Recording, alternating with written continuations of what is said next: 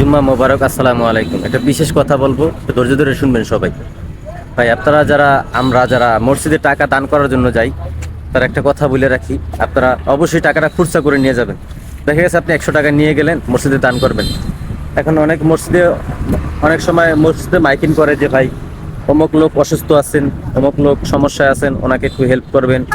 তো তখন কি করবেন, আপনার হাতে টাকা না থাকলে ওই টাকাটা দিয়ে সহযোগিতা করতে পারবেন, ঠিক আছে? তো আমরা অনেকে 100 টাকার নোট নিয়ে যাই, ওই 100 টাকা ভাঙতি করে নিয়ে যাবেন। দেখবেন মসজিদের সামনে অনেক অসহায় মানুষ বসে আছে, ঠিক আছে? আর শুধু মসজিদে টাকা দিলেই তো হবে না, পাশাপাশি সবাইকে সাহায্য করতে হবে, ঠিক আছে?